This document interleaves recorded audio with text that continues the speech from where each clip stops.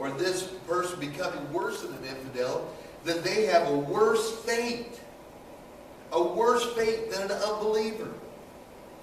The word in the Greek for worse actually interprets out as referring to punishment, lapsing into greater evils. In other words, they're going to find themselves under punishment, but it's just going to throw them into greater evils. Matthew chapter 12, verses 43 through 45, refers to the one who has a demon cast out of him and does nothing to grow in the truth or fill the house that God has given them with the good things of God. I've got to tell you something. It's easy. It is easy to get free, delivered from any demonic thing. I can tell you that, and it's true. When we tell it to go, it has got no right but just to go. Amen? But I've seen plenty that's invited it back in before they've ever left the sanctuary. I've seen plenty that have entertained it as they've gone through the door. I remember one service, there was a husband and wife that everybody in church knew they would fight all the time. And man, we had a grand service, a great service, and a fantastic altar call. And God was moving. And they were the first ones to the altar, and they had prayed until all their tears had run out on the altar. I mean, for them, it was a move of God. Amen. But they didn't even get to the foyer before they started attacking someone and yelling at the top of their lungs. So that every visitor, every member had to pass by them to have that blessing ruined on their life. It's hard to take at times to watch things like that. In our day, it's true that evil men and seducers shall wax worse and worse, deceiving and being deceived. That's pretty much the marker of what we see in this world as far as manhood is becoming. They are so much into themselves. They are singularly about themselves. They want to please themselves.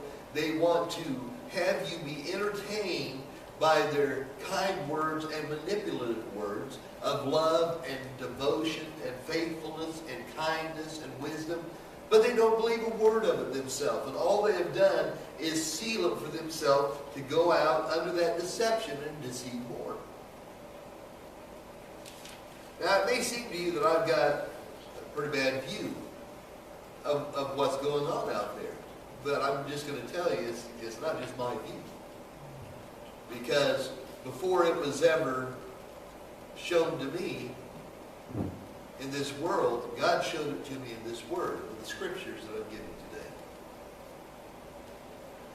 The Bible tells us in Hebrews chapter 10, verses 26 through 29, that if we sin willfully, if we apply ourselves to sin, after having received the knowledge of the truth, we face much more severe punishment than those that despise the law of Moses and died without mercy under 2 or 3 witnesses.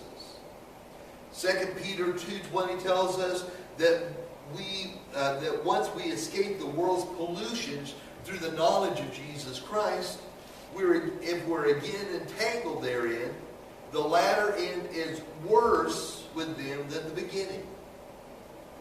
So it's saying, if provision's not made for the widows, for the fatherless, for the orphan, for the needy, for the hungry, for the cold, for the naked, if that provision isn't made, first of all in our own house and then upon others, that those that are willfully and with purpose living that way are worse than an infidel. Now listen, not every man or every woman is not working because they don't want to work. Many are injured, both physically, some emotionally, many spiritually. A lot of them get on the government profile and they benefit. You know, I'll tell you what, welfare was never designed to be a life commitment. Welfare was not designed for that. Amen. And I'll tell you who you can ask first. Anybody who has paid Social Security for years. We pay Social Security so that we will have just a handful of change, just a little bit to get us by when we get older and can't produce for our life. We invest in retirement funds and include that in ourselves to provide for ourselves and our house, for our wife, when she's getting old, if she's not working.